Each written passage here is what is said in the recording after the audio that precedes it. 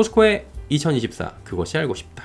어떤 걸 알고 싶을까요? 자, 일단은 2023년 라이징 스타로 떠오른 게 누구예요? 여러 가지 종목이 있었지만 대표적으로 포스코홀딩스도 있습니다. 만년 저평가, 철강, 지주회사, 저퍼주, 저PBR주, 배당만 좀 줘. 하지만 사면 물려. 돌아가신 찰리 멍거도 물렸어. 워렌 버핏도 포기했어. 모두가 포기한 주식. 하지만 2차전지 밸류체인 핵심 회사로 떠오르면서 연초 대비해서는 70%가 넘는 상승률을 기록을 했습니다. 물론 여기 이제 고점 대비해서는 하락률이 제법 되긴 하는데 그 포스코의 장점이 뭐예요? 내려갈 땐 좀 덜 내려간다. 단점은 뭐예요? 올라갈 때 덜 올라간다. 이런 부분이 있습니다. 그래서 이 부분이 진짜 많은 개인들한테 더 큰 관심을 받는 이유가 그거 같아요. 내가 좀 안정적으로 운영하고 싶은데 내릴 땐 좀 변동성이 적고 올라갈 땐 좀 덜 오르면 어때? 그러는데 실제로 다른 애들 막 20% 올라갈 때 얘 5% 올라가면 열받아요. 열받긴 하는데 그래도 이런저런 이유로 해가지고 개인들의 큰 사랑을 올해 가장 크게 받았던 종목은 사실은 포스코홀딩스입니다. 그래서 이제 올해는 이렇게 마감이 됐어요. 어제 50만원 장중에 터치를 하긴 했는데 49만 9,500원에 마무리가 됐습니다. 그렇다면 내년도 2024년 그것이 알고 싶다. 한번 체크를 해보도록 하겠습니다. 일단 최근의 주가 추이나 수급 상황부터 살펴보도록 하겠습니다.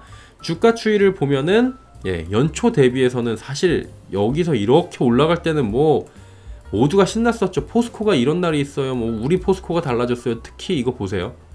여기서 이렇게 수직으로 꽂을 때는 야 이런 날이 있냐 그랬는데 사실 이렇게 올라가면 한번 조정이 나오긴 하고 여러분 근데 이건 알아두세요. 이게 뭐 인위적이어든 아니든 간에 여기 보이시잖아요. 거래량 제일 많잖아요. 거래량 실은 교수형이라고 그러는데 이거를 거래량 실려갖고 위로 쫙 떴다가 양봉으로 해갖고 몸통이 밑으로 달려있는 애 있거든요. 요거 나오면 일단은 던지고 보는 게 맞습니다. 이거는 거의 99% 맞는 것 같아요. 이날 뭐 인위적이었다 여러 가지가 있는데 요런 게 나오면은 최대한 이런 게 나오면은 조금 이제 조심하죠. 꼭 얘만 아니라 전체적으로 주식 투자를 하실 때 요런 차트를 볼 때 기본적인 거거든요. 이런 게 나오면은 일단 이날 던지신 분들이 생각보다 주변에 많더라고요. 주식 좀 하신 분들이 이날 좀 많이 던지시고 다시 샀더라고요. 근데 뭐지 다시 사서 물렸다 하시는 분들이 계시긴 한데 뭐 다시 사서 뭘 물려. 여기서 샀으면 이미 이만큼 오르고선 여기서 다시 샀으면은 아직까지 이득인 거지. 안 그래요? 요만큼을 이득 본 거잖아요. 요만큼을 이득을 보고 땡큐 한 건데요. 뭐 여기서 산 거 이득 다 남아 있는 건데 좋은 거죠. 어쨌든 간에 이 부분 말씀을 드렸고 주식 흐름은 뭐 연초 대비해 가지고는 많이 올랐는데 이 연초 대비해서는 많이 올라왔잖아요. 근데 이제 전반적으로 요 고점 대비해서는 이렇게 내려왔고 그리고 최근에는 다시 이렇게 올라오고 있고 얘는 이제 공매도 그 거래 금지시켰을 때고 최근에는 이런 방식으로 쭉 올라오고 있다라는 거예요. 이게 최근 패턴입니다. 자 보시면은 수급이 좀 중요해요. 포스코홀딩스 같은 경우에는 2023년도에 1년 동안 개인이 얼마를 샀냐면 무려 11조 3,323억 원을 샀습니다. 정말 아이러브 포스코홀딩스 하는 개인들이 어마어마하죠. 그리고 기관은 1조 5,632억 원을 매도 쳤고요. 외국인이 다 때린 거예요. 그러니까 기관은 뭐 1조 원, 1조 5천억 정도인데 외국인이 10조 1,053억 원이나 매도했습니다. 그리고 기관 가운데에서 누가 팔았냐면 그냥 연기금이 다 판 겁니다. 연기금이 다 팔았어요. 1조 3,101억 원. 그러니까 기관 투자자들 가운데 그냥 연기금이 다 팔았다. 이렇게 보시면 될 것 같아요. 1조 5천억 중에 1조 3천억 팔았으면 연기금이 다 판 거죠. 뭐. 결국 키는 뭐예요? 매도만 하던 외국인과 기관 연기금의 매도세가 멈추고 매수로 전환을 하면 레벨업을 하기가 좀 쉬워진다라는 거죠. 근데 이 수급의 변화가 조금 이제 감지가 되고 있는 거예요. 그러니까 일단은 외국인 보유 비중이 최근에 올라가고 있는 게 좀 확인이 됩니다. 얼마 전에 외국인 보유 비중 패턴 좀 설명을 해드렸는데 실제로 26.3% 이렇게 갔다 27%대까지 뭐 크진 않지만 한도 소준율이 이제 여기랑 같이 움직이거든요. 보유 수량이랑. 보면 27%대까지 크진 않지만 조금씩 올라가고 있는 모습이 확인이 되고 있습니다. 이건 이제 공매도 지금 상환도 있고요. 그리고 직접 순매수에 들어오는 비율도 조금씩 생기고 있다라는 거예요. 자 그리고 2023년 12월 14일 선물옵션 동시만기 이후 보니까 개인이 오히려 1,400억 원을 매도했고요. 외국인이 드디어 매수에 들어왔습니다. 크진 않지만 188억 원 매수 들어왔고요. 기관도 매수에 들어왔어요. 그래서 이번 선물옵션 동시만기일 이후에 포지션이 좀 바뀔 수 있습니다라고 말씀을 드렸는데 실제로 얘네들이 크진 않지만 이걸 가지고 뭐 대대적인 매수예요 이렇게 말씀드릴 수는 없지만 포지션이 확실히 바뀐 모습들은 나오고 있어요.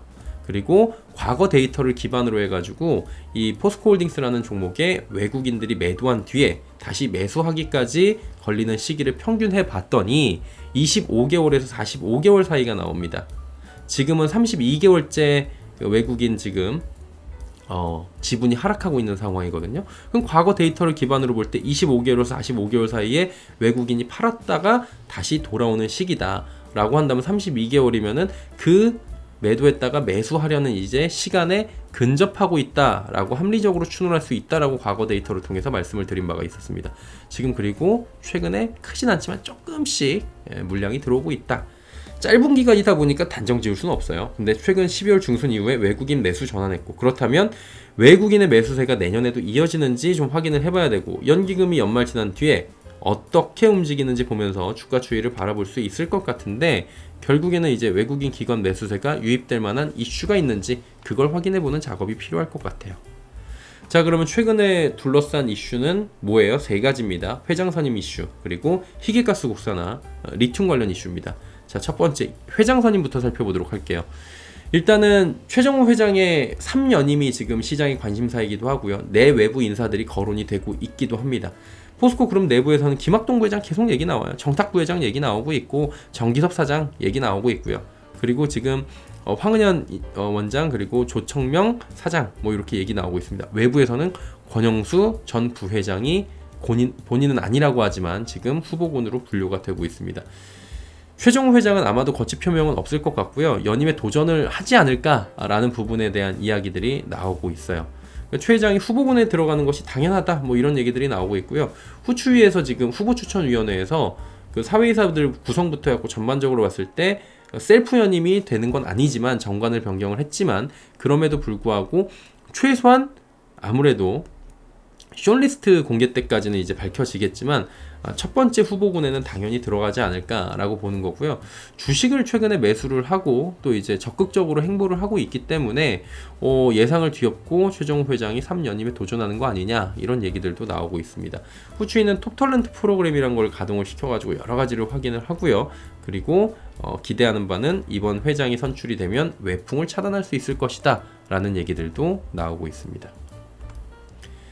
회장 선임부터 조금 살펴볼게요. 첫 번째 이제 말씀을 드렸으니까 포스코 내부의 전현직 인사와 외부 인사 이름이 거론이 되고 있는데, 이런 뭐 김학동 부회장부터 해갖고 정탁 부회장, 그리고 정기섭 사장 이렇게 되고 있고, 외부 후보군으로는 본인 부인에도 계속 권영수 전 부회장이 거론이 되고 있는 상황입니다.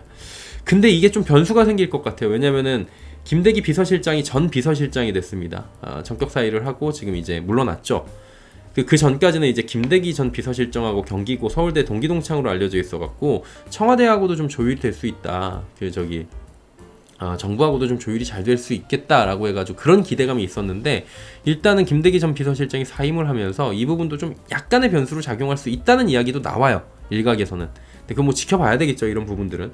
그리고 이것 때문에 얘기가 나와가지고 만약에 된다라고 하면 그것도 문제가 있는 거죠. 어쨌든 간에 주인 없는 회사긴 하지만 그걸 가지고 정권에서 좌지우지한다는 것도, 그것도 뭐 문제가 생길 수 있는 소지잖아요. 그래서 이거에 대해서 변수로 작용할 수 있다는 이야기가 있는데, 일각에서는 뭐 요거는 그냥 차치하고 보는 게 어떨까라는 부분인 거고요. 최정호 회장의 3연임이 지금 강하게 거론이 되고 있는 상황입니다. 최근에 많이 올라왔어요. 일정 살펴보면은 어떻게 되냐면, 포스코 그룹은 지금 어떻게 움직이냐면 향후에 내년 1월 초에 차기 회장군을 선발해요. 그래서 심사에 들어갑니다. 그리고 내년 1월 말에 이른바 숏 리스트가 공개됩니다. 그리고 2월에 파이널리스트로 압축이 되고요. 최종 1인이 선정이 됩니다. 그래서 내년 2월이면은 파이널리스트라는 게 압축이 되는 게 한 명이 나와요. 근데 그 사람이 이제 주총에서 차기 회장이 선임되는 구조여가지고 숏리스트만 나와도 대충 가닥 잡힙니다. 사실 여기는. 근데 숏리스트 나오고 파이널리스트까지 가는 거를 좀 확인을 해보면 되는데, 내년 2월께다 라고 보시면 될 것 같아요.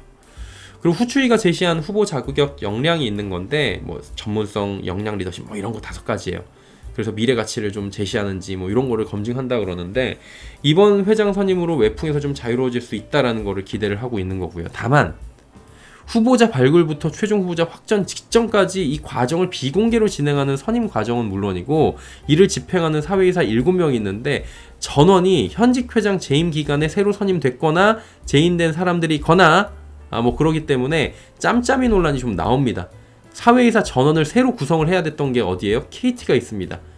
KT 사회이사 문제 있으니까 이거 지금 후추위 구성하고 뭐 여러 가지 후보 추천 뭐 이런 거 하는 거 이거 다 회장 측근 아니냐 바꿔라 그래가지고 지금 전원을 새로 구성하면서 KT가 회장이 막 처음에 나온다 그랬다가 나가고 막 여러 가지 얘기가 있었잖아요 그 당시에. 그래서 제2의 KT 사태가 나올 수도 있는 거 아니냐라는 우려도 함께 나오고 있는 상황입니다. 특히 후추위에서 그 사회이사 구성으로 볼 때 최종호 회장이 도전을 굳이 하지 않더라도 최 회장이 낙점하는 후보가 절대적으로 유리한 후보라고 지금 이런 부분들도 좀 꼽히고 있거든요.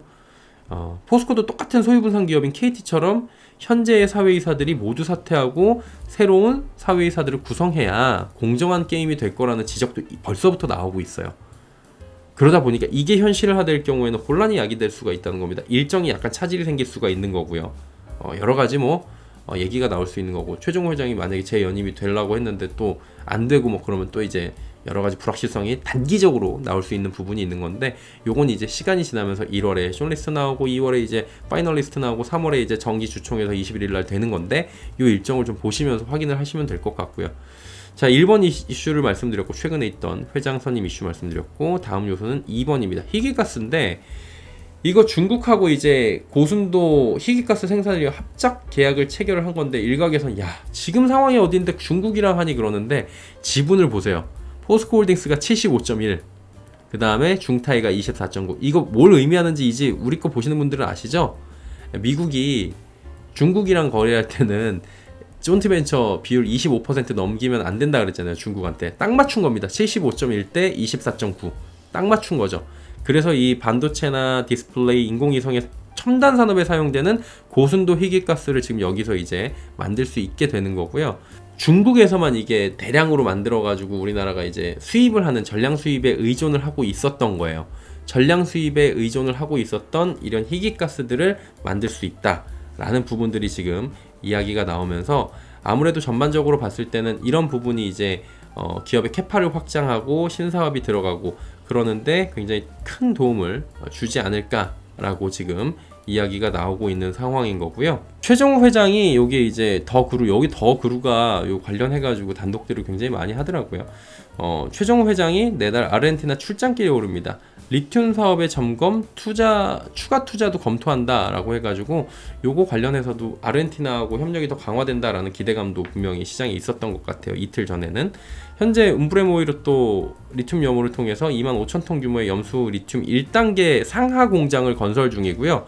이건 내년에 준공 목표입니다. 2024년에. 그리고 올해 동일한 규모로 2단계 상공정도 착공을 했는데, 지금 상공정에서 탄산 리튬을 생산하고 이거를 하공정으로 보내서 수산화 리튬으로 전환하는 구조라고 해요.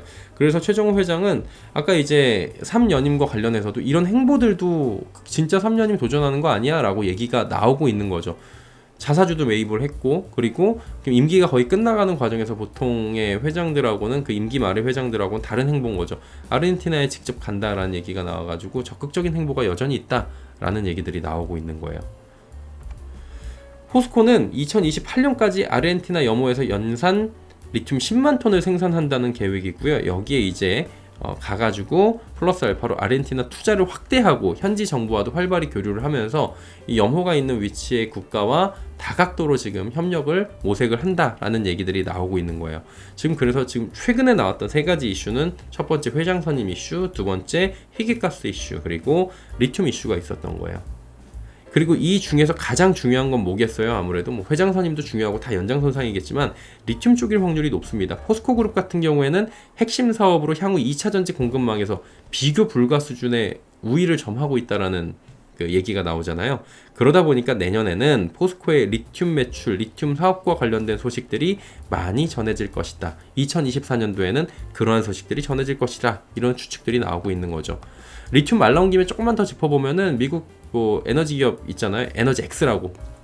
여기 이제 스타트업 크진 않은 회사인 것 같은데 포스코홀딩스가 직접 투자를 했어요. 얘네들은 직접 리튬 추출 기술을 가지고 있습니다. 이거는 염호에서 우리가 염전처럼 밀어가지고 말려가지고 리튬을 캐는 방식인 거잖아. 염호에서. 바닷물 같은 거에서. 근데 이렇게 말리고 막 그 시간 쓰고 이러는 게 아니라 DL이라고 해갖고 직접 리튬 추출을 하는 기술을 가지고 있는 회사예요. 저농도 염소에다 흡착제 넣어갖고 리튬만 딱 추출하고 나머지 물은 다시 홀수로 돌려보내는 그런 방식인 겁니다. 그래서 리튬 추출 시간을 단축을 시킬 수 있겠죠. 이거 염전에서 미는 거 안 하는 거니까. 리튬 양도 더 많이 리튬 양도 더 많이 뽑아낼 수 있게 되는 거예요. 이 기술을 가진 게 에너지엑스인데 거기에 직접 투자를 한 게 포스코홀딩스라는 거죠. 그래서 리튬에 대해서는 다각도로 지금 노력을 하고 있는 거죠. 직접 추출 방법하는 DLE 방식도 있는 거고요. 이게 탄소 배출량도 줄일 수 있는 거예요. 그래서 DLE 기술 상용화를 지원을 하고 있는 상황이고요. 에너지엑스 같은 경우에는 100여 개의 특허가 있고 아르헨티나 실질 공장을 건설해가지고 상용화를 추진 중인데 여기도 아르헨티나인 거예요. 그러니까 조금 시너지가 날 수가 있겠죠.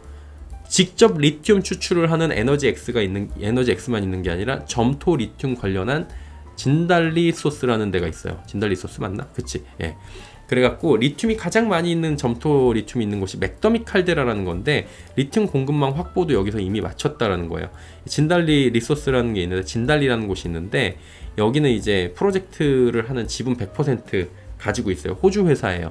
진달리로부터 받은 점토 리튬 샘플을 토대로 리튬을 뽑아내는, 한마디로 우리가 리튬을 뽑아내는 방식 광산이나 염호였는데 지금 조금 전에 DLE 방식은 그 염호를 말리는 게 아니라 직접 추출하는 방법을 가지고 있는 에너지엑스인데 거기에 투자를 한 게 포스코고, 그리고 점토 리튬이라는 거예요. 점토에도 리튬이 있는 건데 그 점토 리튬에서 또 리튬만을 추출하는 방식을 지금 이제 구사하려고 하고 그렇게 하고 있는 모습이에요. 점토 리튬에서 이제 직접적으로 빼내는 거죠. 예. 그 진달리 리소스가 가지고 있고 거기하고 이제 MOU를 체결을 하고 있는 상황이죠. 이게 상용화 가능성이 높아요. 근데 일반적으로 점토 리튬 그 상업 생산 사례는 아직은 없는데, 왜냐하면 이게 품질도 그렇고 추출 비용, 난이도 이런 것들이 비효율적이고 그런 건데 상용화가 가능할 것 같다라는 얘기가 지금 나오고 있는 것 같고요. 시기도 좀 앞당길 수 있을 것이다. 그리고 이 공정에 대해서도 포스코 그룹은 연구를 하고 있었다라는 거죠. 그리고 리사이클을 통해서도 받는 거죠. 지금 리사이클 내년 되면 얘기 많이 나올 겁니다. 이거 이제 주말 방송에서 한번 말씀을 드릴 건데 리사이클이 이제 본격적으로 좀 얘기가 나올 만한 시기예요. 리튬 생산은 이미 지난 5월에 초도 제품을 생산으로 리사이클 통해서 만들고 있고요. 포스코 HY 클린메탈 공장은 블랙매스라 그래가지고 블랙 파우더, 블랙매스 해갖고 이걸 원료로 해갖고 리튬, 니켈, 코발트, 검은색 이게 나오는데 거기서 이제 쫙 가르는 거잖아요. 양극재 원료를 추출을 해내는 방식인 거예요. 그래갖고 연간 12,000톤 규모의 블랙매스 처리 가능하다는 전망이고, 이렇게 되면 결론적으로 뭐예요? 리튬을 지금 점토 리튬, 그 다음에 직접 추출 방식, 염호 가지고 있고, 그 다음에 리사이클을 이렇게 되면은 결국에는 리튬 가격이 변동이 심하면은 기업의 이익에도 왔다 갔다 거리는 걸 우리가 봤잖아요. 리튬 가격 변동성에서 좀 자유로울 수 있고 자체 공급이 가능해지고, 그리고 이제 그룹사 내에서는 전체적으로 수익성을 개선시킬 수 있을 것이라는 예상은 당연히 할 수 있는 거죠. 그래서 현재 들려오고 있는 이런 소식들이 조금 더 구체화되고 있고, 그리고 이제 공장 준공 소식들, 거기서 이제 직접 뽑아내는 것들에 대한 이야기, 기대감들이 2024년도에는 더 많이 들려올 확률이 높다고 볼 수 있겠다. 이렇게 정리를 하도록 하겠습니다.